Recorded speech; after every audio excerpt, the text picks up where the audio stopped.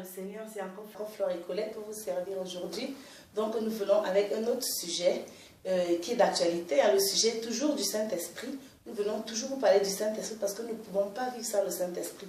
Le Saint-Esprit, c'est notre ami fidèle et tendre.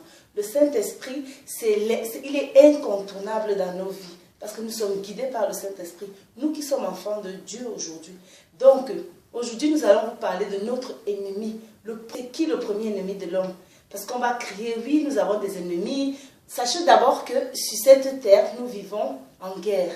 Nous sommes en guerre. Et donc, nous avons des ennemis. Nous sommes contraints à la difficulté sur la terre. Et dès qu'on a donné sa vie à Christ, on a dans le combat spirituel. Donc, on a des ennemis. Et qui sont nos ennemis? Qui sont nos ennemis? Donc, on va commencer par vous parler de notre ennemi principal aujourd'hui. Donc, ma collègue en Christ, c'est ma soeur en Christ qui est aussi ma collègue de travail, donc qui va vous parler de notre ennemi. Et on va continuer dans notre sujet. Amen. Bonjour à tous. Soyez les bienvenus. Nous avons un ennemi. Nous avons un ennemi commun. Si Dieu a chassé Adam et Ève du jardin d'Éden, c'est tout simplement parce qu'ils ont désobéi. Et en désobéissant, ils ont créé une séparation. Mais cette séparation ne s'est pas faite toute seule. Cette désobéissance n'a pas été un désir de l'être humain, un désir d'Adam. C'est tout simplement le diable, Lucifer, celui qui était le chantre de l'Éternel, qui a voulu prendre la place de Dieu, et en voulant prendre la place de Dieu, il a traîné avec lui un certain nombre d'anges, et Dieu s'est séparé de cet être-là angélique, et il l'a complètement maudit. Ayant été maudit, Satan ne s'est pas arrêté là. Il s'est dit, moi si je suis maudit, je ne vais pas être maudit tout seul. Je vais aller prendre les êtres que Dieu a créés, ceux par qui il m'a remplacé, pour pouvoir aussi moi les traîner avec moi en enfer. Et donc, notre premier ennemi, celui que Dieu nous a dit de faire attention, c'est le diable. Et ce diable-là ne nous aime pas. Il nous hait. C'est quelqu'un qui est méchant. C'est quelqu'un qui est haïssable, qui nous méprise.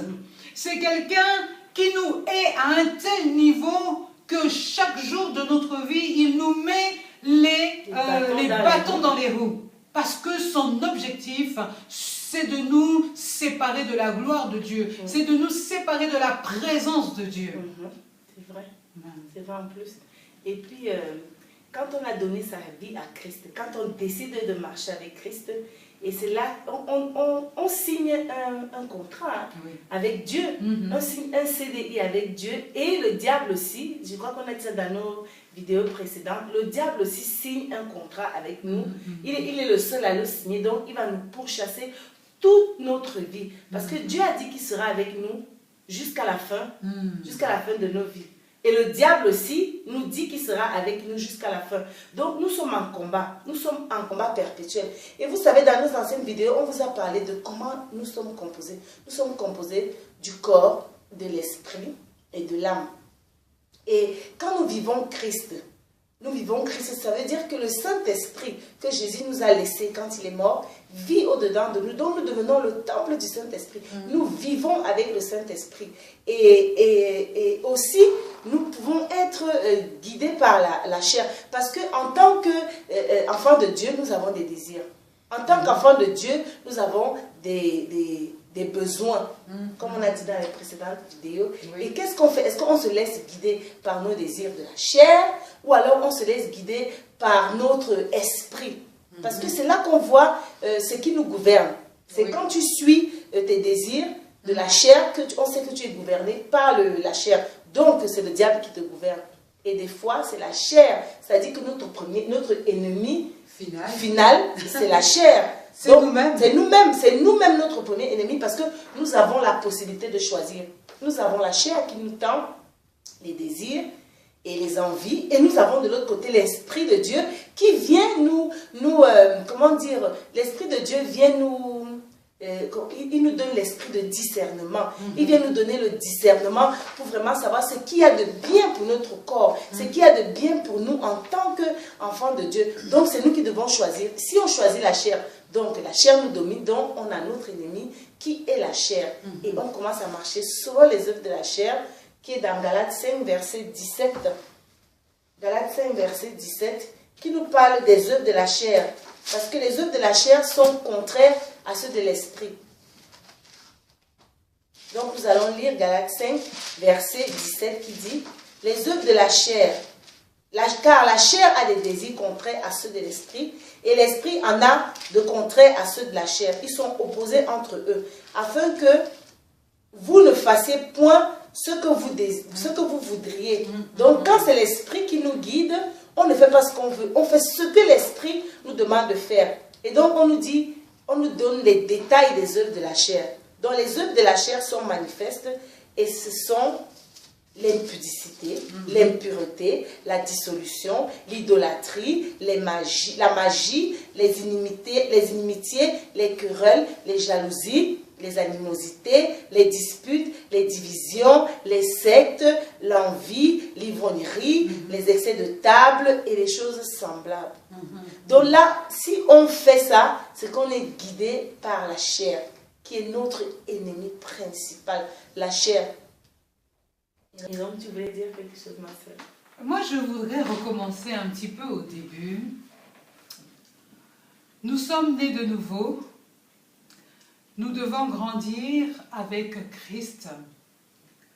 Nous avons en nous des désirs qui sont contraires maintenant à ce que nous sommes devenus enfants de Dieu.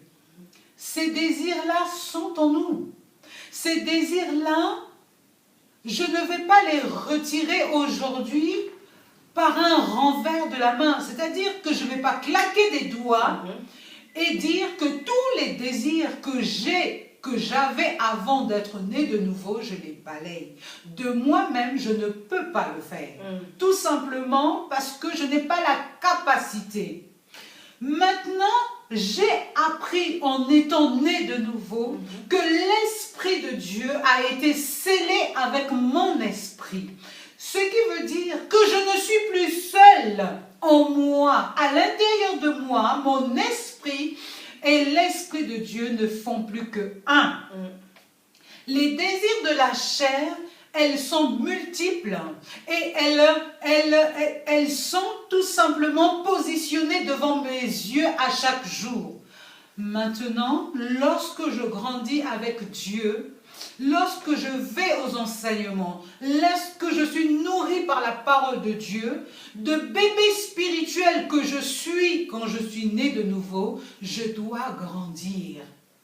Et la parole de Dieu nous dit, vous connaîtrez la vérité, vous connaîtrez qui vous êtes, vous connaîtrez ce que j'ai mis en vous, et cette connaissance de la vérité, cette connaissance de ce que vous êtes, vous affranchira de tout ce que vous ressentez comme désir de la chair.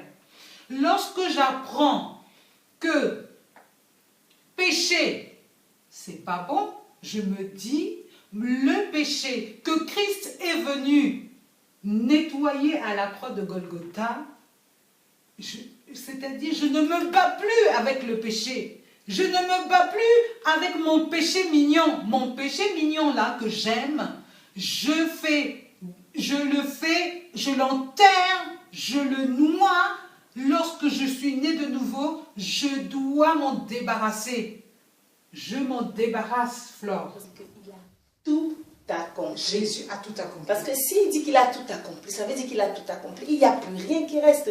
Le Seigneur dit qu'il est venu sur la terre il a pris toutes nos souillures, il a pris toutes nos saletés, il a pris toutes nos iniquités, il a pris toutes nos offenses, il a tout pris et il les a amenés avec lui.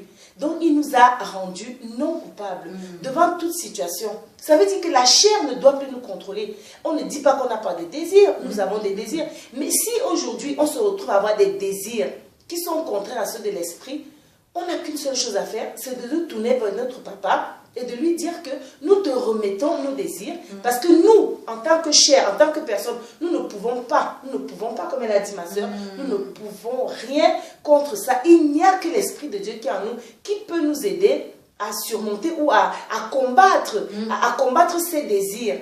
Donc, ça veut dire que Jésus nous a rendus à la croix de Golgotha non coupables. Donc, il n'y a plus un péché qui peut nous enchaîner. On ne doit plus être lié aujourd'hui par le péché. Parce que quand Dieu nous voit ça. Quand Dieu nous regarde, Dieu ne regarde pas nos péchés.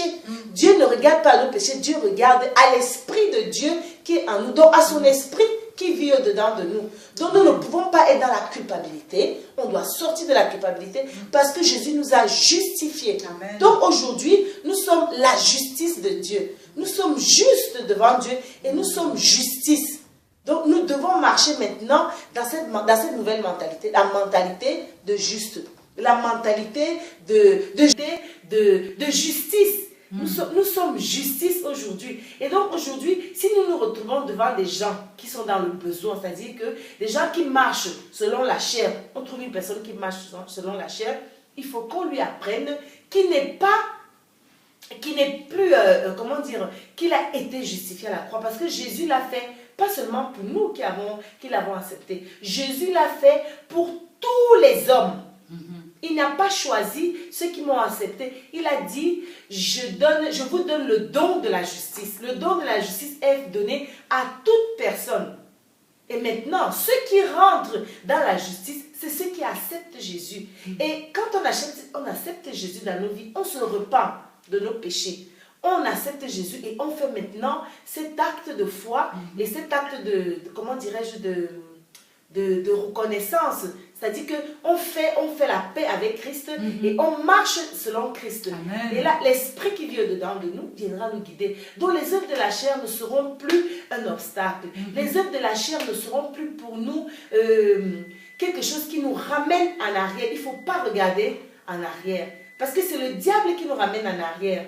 Nous devons regarder Jésus. Parce que tu vois les gens qui ont des difficultés dans leur vie et qui s'apitoient sur leur sort et vivent avec la difficulté et vivent dans la difficulté. Et ça, c'est pas digne d'un enfant de Dieu. Parce que quand on a donné sa vie à Christ, on ne doit plus regarder à nos difficultés. On ne doit plus regarder à nos difficultés parce que Jésus dit qu'il a tout accompli. Amen. Donc c'est ce que je voulais dire. Mes amis, il y a une chose aujourd'hui que l'on doit recevoir. Recevons la parole de Dieu. Recevons la doctrine de Dieu. Recevons ce que Dieu nous a donné gratuitement. Le Seigneur est venu nous éclairer. Aujourd'hui, nous qui sommes enfants de Dieu, nous ne devons plus marcher comme les enfants du monde. Nous devons changer de cap. Nous devons changer de direction. Parce que la direction est déjà donnée. Maintenant, si nous marchons selon la chair, nous accomplirons les œuvres de la chair. Si nous marchons selon l'esprit, nous accomplirons les œuvres de l'esprit. Maintenant, il nous a été donné d'être vraiment attachés à la parole de Dieu. Parce que c'est cette parole de Dieu qui nous fait voir les choses du royaume, qui nous fait voir comment nous devons marcher. Aujourd'hui, si je passe mon temps à regarder la télévision, je vais effectivement marcher selon les œuvres du monde. Parce que tout ce que la télévision me montre, c'est les choses du monde. ça. Pour recevoir les choses de Dieu, je dois aller puiser dans la parole de Dieu. Je dois aller puiser dans les enseignements. C'est-à-dire, je dois être positionné dans une église qui enseigne la parole de Dieu. Je disais encore hier à un patient, je lui disais, vous savez, longtemps, nous sommes allés dans les églises et l'église ne sauve pas. La religion ne sauve pas. C'est vraiment la foi qui va nous sauver. C'est vraiment la foi en Dieu qui va nous sauver. Parce que nous sommes depuis longtemps allés nous asseoir dans les églises. On nous a prêché des choses qui ne nous ont jamais donné cette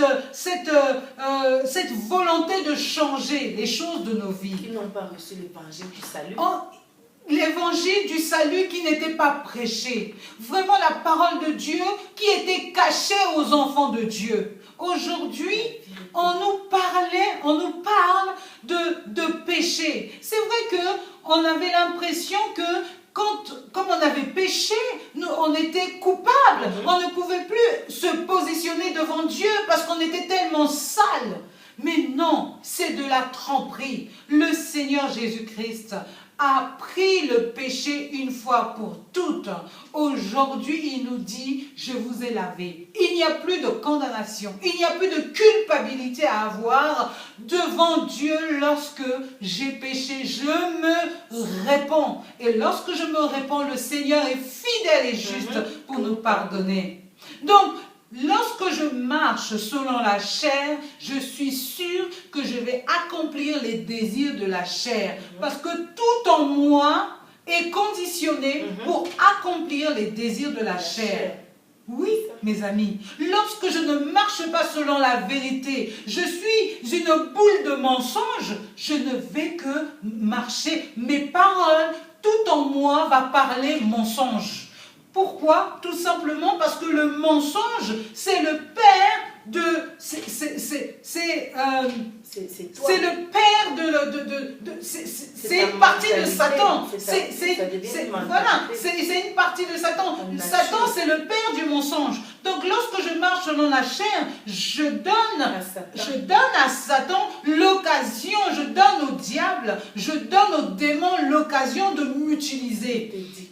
Voilà, de me dicter ce que je dois dire tous les jours, c'est-à-dire mentir, mentir, mentir. Lorsque je marche selon la chair et que j'ai un esprit impudique, et que je ne veux pas me sortir de là, où je me dis c'est incroyable mais je ne peux pas me sortir de là. Mensonge! Jésus a déjà pris notre impudicité. Jésus a déjà pris notre mensonge sur la croix de Golgotha. Jésus a déjà pris notre ivrognerie, les rivalités, les dérèglements, la débauche, l'impureté, les animosités. Jésus a déjà porté tout cela sur la croix de Golgotha. Aujourd'hui, nous n'avons plus qu'un pas à faire. Prendre conscience de qui nous sommes en Christ. Prendre conscience que le péché, lorsqu'on est né de nouveau, qu'on a accepté Christ, qu'on est devenu une nouvelle créature, qu'on a confessé Christ devant le monde entier, qu'on a été baptisé. Lorsque nous reconnaissons que Christ est mort sur la croix de Golgotha pour nos vies, le Saint-Esprit devient notre guide. Il devient notre soutien, notre consolateur.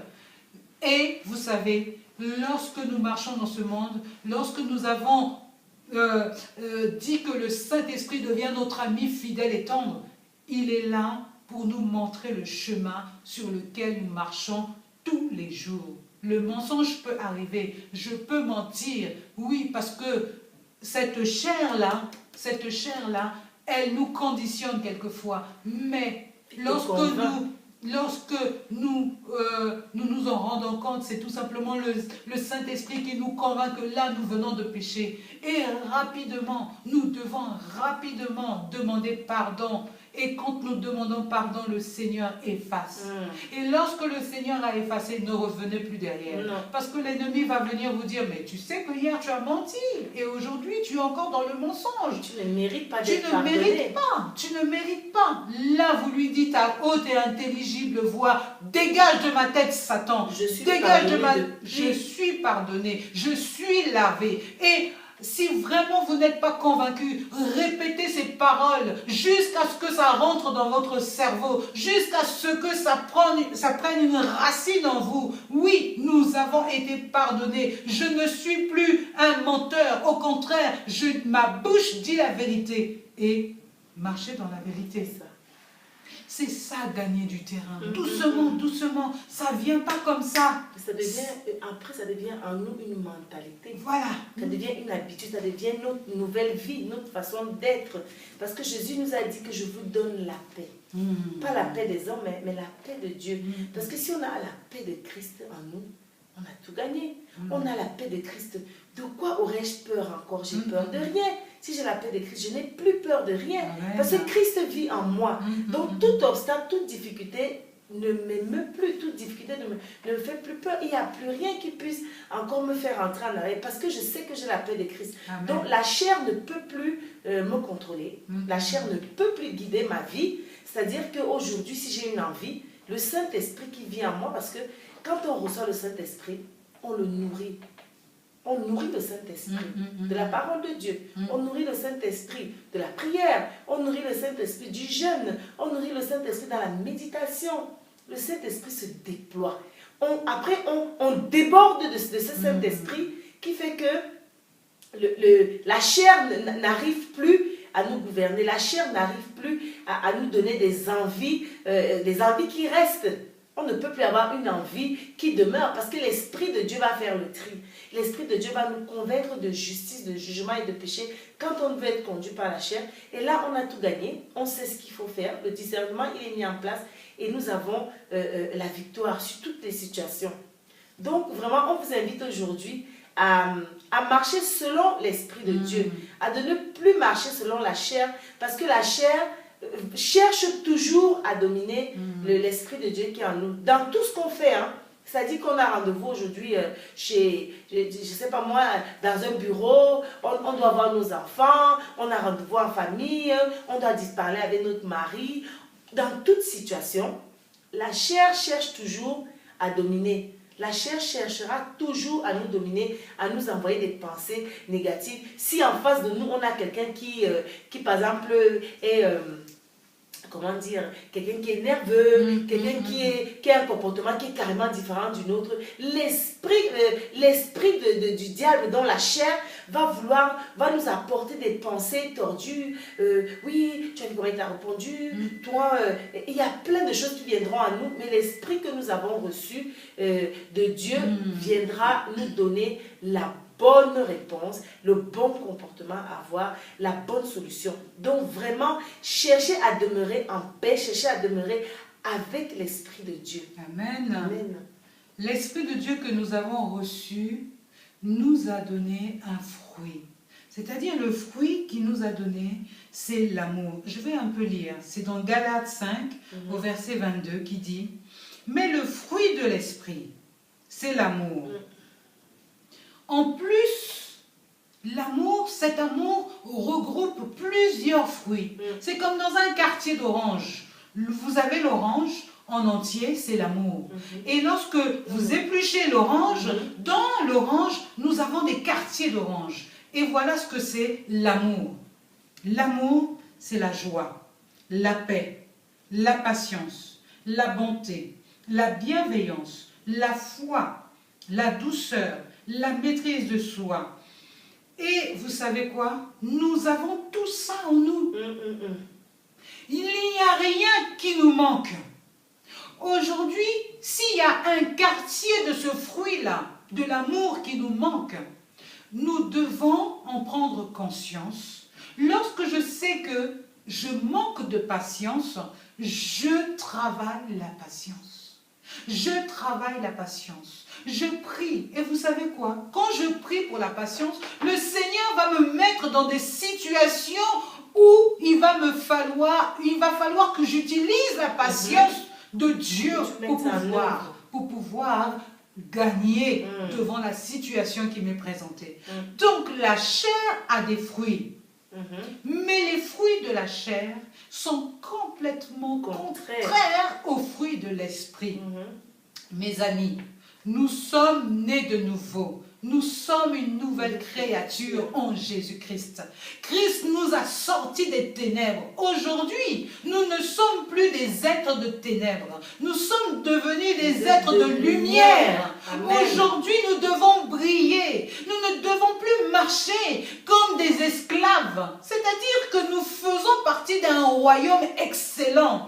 Un royaume avec une splendeur incroyable. Aujourd'hui, si le Jésus qui est mort sur la croix de Golgotha revient aujourd'hui, est-ce que nous pouvons prétendre à être enlevés avec lui? C'est les questions que nous devons nous poser chaque jour. Si Jésus revient, est-ce que je suis suffisamment prête pour être enlevé avec lui? Parce que, est-ce que je marche selon ma chair ou est-ce que je marche selon l'esprit? Et lorsque je me pose cette question-là, c'est déjà bien de se poser cette question. Ce qui veut dire que je suis en train de travailler à mon salut. Je suis en train d'œuvrer pour le royaume. Je veux être enlevé quand Jésus reviendra. Donc pour cela, nous devons travailler. Et le travail, il se fait tous les jours, au quotidien. Vous savez, c'est pas facile. Mais nous avons reçu cela déjà en nous. On n'a plus besoin de se battre. Quand Jésus il a dit « Soyez mes témoins dans le monde », c'est parce qu'il savait que nous serons confrontés à beaucoup de situations et que nous devons mettre en pratique les œuvres de l'esprit. Et donc, comment voulez-vous aller annoncer la parole de Dieu à quelqu'un? Comment voulez-vous aller dire à quelqu'un que le fruit de l'esprit, c'est ça, l'amour, la paix, la joie, la bénignité, la maîtrise de soi, la douceur, si nous-mêmes, nous ne sommes pas douceurs. Donc, soyez des témoins partout où vous irez. Parce que nous avons un message à donner. Nous devons être un modèle de Christ. Le Seigneur a dit, allez de par le monde et faites des nations mes disciples. Comment ferons-nous des nations des disciples si nous ne mettons pas en pratique les lois de Dieu? C'est-à-dire que le fruit de l'esprit, comment nous serons des disciples si nous ne faisons pas ça? Donc on doit être des modèles, on doit être des témoignages vraiment pour ceux qui nous rencontrent dans nos lieux de travail, dans la rue, en route quand nous conduisons, avec nos enfants, partout où nous allons, dans nos foyers, dans nos familles. Comment amènerons-nous des gens de notre famille à Christ si nous ne sommes pas témoins? Parce que ce qui sort de nos bouches n'est pas du tout parole de Christ. Il faut que nous soyons dignes, il faut que nous soyons propres. Il faut que nous soyons vraiment, que nous donnions envie aux gens d'aller à Christ, parce qu'il a dit que vous êtes la lumière du monde et le sel de la terre. Quelle saveur donnerons-nous aux gens si nous ne faisons pas ce que Christ a demandé? Les gens ne viendront pas à nous. Vraiment, partout où nous allons, montrons aux gens que nous sommes vraiment de Christ, et ça donnera, parce que c'est là que nous allons gagner des âmes. Avec l'évangile du salut, nous gagnerons des âmes. Amen. C'est pour la liberté que Christ nous a affranchis. C'est pour la liberté que Christ nous a lavés. C'est pour la liberté que Christ nous a déchaînés. Demeurez donc fermes et ne vous laissez pas mettre de nouveau sous le joug de la servitude. Christ nous a libérés, mes frères, mes sœurs. Toi qui me regardes, qui ne connais pas encore Christ, je te dis ce matin que Christ est venu sur cette terre. Il a accompli une œuvre extraordinaire, celle de la réconciliation avec notre Papa. Il est venu laver nos péchés. Il nous a rendus non coupables. La seule chose qu'il te demande aujourd'hui, c'est de le reconnaître en tant que ton Seigneur, ton sauveur. Tu reconnais l'œuvre de la croix. Tu reconnais qu'il est mort et que le troisième jour, il est ressuscité. Et qu'aujourd'hui, il vit encore. Et que tout simplement, il veut faire de toi son enfant. Il veut faire de toi sa propriété, sa demeure, pour que tu portes du fruit. Aujourd'hui, nous ne sommes plus esclaves du malin. Je vous assure, la connaissance nous libère et Christ nous a affranchis. Donc, saisissons cette liberté pour marcher, pour aller de l'avant, pour accomplir l'œuvre que Christ avait déjà prédestiné dans nos vies. Nous ne sommes pas rien. Ne nous négligeons pas. Allons de l'avant. Laissons les choses passer au passé. Maintenant, allons, courons la bonne course. Allons, ne nous culpabilisons pas. Parce que Christ a déjà tout accompli. Amen. Il a tout accompli. Il a tout accompli. Allez, Seigneur, Alléluia. Ça veut dire que là où on est là aujourd'hui, nous sommes nés de nouveau, nous marchons dans la vérité avec Christ. Amen. Nous marchons dans la droiture. Donc, le péché peut venir, le péché peut subvenir, mais la seule chose que nous, en tant que chrétiens, nous avons l'esprit qui nous amène à la repentance. Donc, pensons toujours à ça, à la repentance, et nous serons sur le droit chemin. Amen. Parce que le Seigneur, il est juste et bon pour nous pardonner tous nos péchés. Donc, on voulait vous partager ça, de ne pas vous laisser guider par la chair, de ne pas vous laisser entraîner par la chair, parce que ça, c'est le lot de tout le monde, tous les jours. Mais soyons fermes et forts. On reste vraiment solide, on marche avec l'Esprit de Dieu et nous n'allons pas chanceler, nous n'allons pas tomber dans le piège de l'ennemi. Donc, c'était ça notre sujet aujourd'hui, parce que on veut rester franchement avec vous dans la paix de Christ. Nous voulons vraiment partager tout ce que l'Esprit de Dieu nous met à cœur. C'est pour ça qu'on est revenu encore vers vous aujourd'hui et nous reviendrons toujours. Ma sœur Colette. Fleur a tout dit, donc soyez bénis. Vraiment, nous vous portons dans notre cœur et nous voulons aller de l'avant tous ensemble. Amen. Parce que nous sommes nés de nouveau. Amen. Et cette nouvelle naissance, nous voulons l'exprimer pour la gloire de Dieu. Amen. Alléluia. Soyez bénis. Au revoir. Au revoir.